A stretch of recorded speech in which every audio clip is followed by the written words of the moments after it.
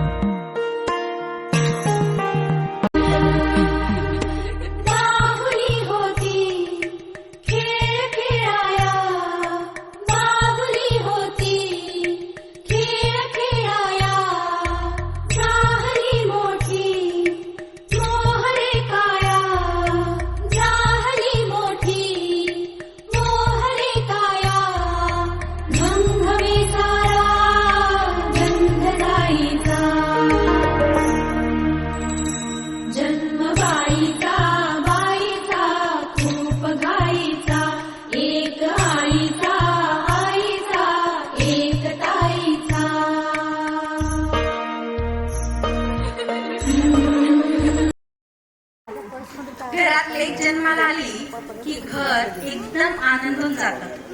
ते म्हणतात ना, पहिली बेटी धनाची बेटी किंवा लक्ष्मी आली घरात। ते अगदी खरंच आहे बरं का मंडळी। त्या घराचं अगदी गोकुळ होतं आणि ती नाजूकशा फुलपाखरांप्रमाणे घरात नाचू लागते, बागडू लागते। तितकेच तिच्या पैंजणांचा आवाज घरभर फिरतो। तिने काढलेली चित्रे, तिच्या भावल्या, तिची खेळणी ह्याने तर सारं घर न्हाऊन निघतं। पण मंडळी, हळूहळू म्हणता म्हणता लेक म्हणजेच अश्विनी मोठी होऊ लागते। ती कशा प्रकारे तिच्या आईची शेअर करते किंवा काय करते ते बघूयात पुढच्या माय लेकींच्या प्रेमळ संवादामधून, म्हणजेच अश्विनीच्या आणि तिच्या आईच्या संवादामधून। काय आई, काय करतेस तू? काय नाही, बसून काय करतेस तिलाच माहिती। पहिले मी ड्रॉइंग केलं, मग आता आर्ट अँड क्राफ्ट करते।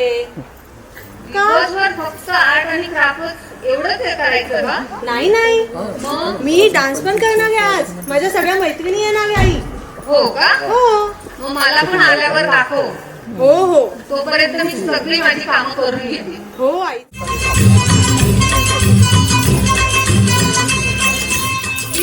किलबिल पक्षी बोलती, झुळ झुळ झुळ झुळ झरे वाहते, पानोपानी फुले बहरती, फूल पाकळी भरभीर फिरती। स्वप्नी आले काही, स्वप्नी आले काही, एक मी गाव पाहिला बाई। किलबिल पक्षी बोलती, झुळ झुळ झुळ झुळ झरे वाहते, पानोपानी फुले बहरती, फूल पाकळी भरभीर फिरती। स्वप्नी आले काही, स्वप्नी आले काही, तुम्ही गाव पाहिला बाई।